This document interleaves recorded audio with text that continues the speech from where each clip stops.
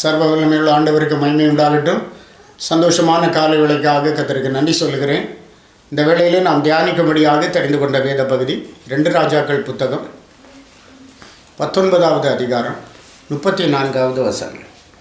என் நிமித்தமும் என் தாசனாகிய தாவீது நிமித்தமும் நான் இந்த நகரத்தை இரட்சிக்கும்படிக்கு இதற்கு ஆதரவாயிருப்பேன் என்பதை கர்த்தர் உரைக்கிறார் என்று சொல்லி அனுப்பினார். அசீரியா ராஜாவாகிய சனகரிப் எசேக்கியாவுக்கு விரோதமாய் தன் படைகளை திரட்டி கொண்டு வந்து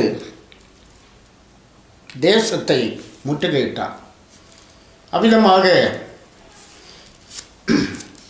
முற்றுகையிட்டது மாத்திரமல்ல, யூதர்கள் பயந்து நடுங்கும்படியாக யூத பாஷையிலே அவர்களோடு பேசி பயங்கரமாக மிரட்டினார். அப்போது அங்கே தீர்க்கதரிசி ஆகிய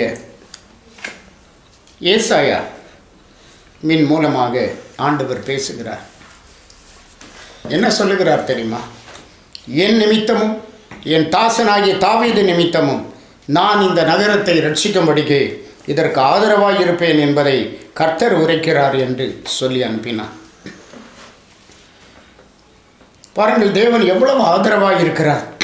மாத்திரமல்ல, கர்த்தர் அசீரியா ராஜாவை குறித்து அவன் இந்த நகரத்துக்குள் பிரவேசிப்பதில்லை, இவன் இதன் மேல் அம்பு எய்வதும் இல்லை, இதற்கு முன் கேடகத்தோடு வருவதும் இல்லை, இதற்கு எதிராக கொத்தளம் போடுவதும் இல்லை.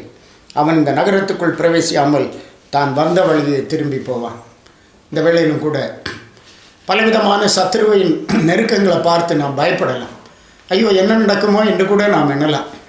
ஆனால் ஆண்டவர் சொல்லுகிறார், அவன் இந்த நகரத்துக்கு விரோதமாய் வருவதில்லை, இதற்கு விரோதமாய் கொத்தளம் போடுவதில்லை, அவன் வந்த வழியே திரும்ப போவான். ஆண்டவர் மெய்யாகவே நம்மை பாதுகாக்கிற தேவன். பகலில் வெயிலாகிலும் இரவில் நிலவாகிலும் உங்களை சேதப்படுத்தாதபடிக்கு உங்களை பாதுகாக்கிறவர் உங்களுடைய தேவனாக இருக்கிறார். 18வது சங்கீதத்தில் 18வது வசனத்தில் படிக்கிறோம், என் ஆபத்து நாளில் எனக்கு எதிரிட்டு வந்தார்கள், கர்த்தரோ எனக்கு ஆறுதலாக இருந்தார். கர்த்தரோ எனக்கு ஆதரவாக இருந்தார். என் ஆபத்து நாளில் எனக்கு எதிரிட்டு வந்தார்கள், கர்த்தரோ எனக்கு ஆதரவாக இருந்தார். இந்த காலை வேளையில் உங்களை ஆதரிக்கிற தேவன் உங்களோடு கூட இருக்கிறார்.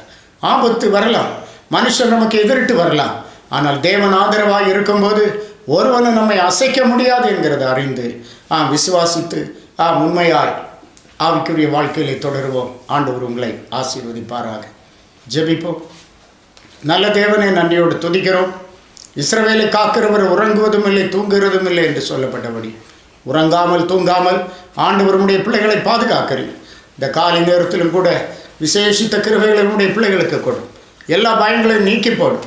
சத்துரு இவர்களுக்கு விரோதமாய் வருவதும் இல்லை, கொத்தளம் போடுவதும் இல்லை, வந்த வழியை திரும்பி போவான் என்று சொல்லப்பட்டபடி எந்த ஒரு சேதமும் படுத்தாமல் அப்படியே திரும்பி போக கிருபை தார்.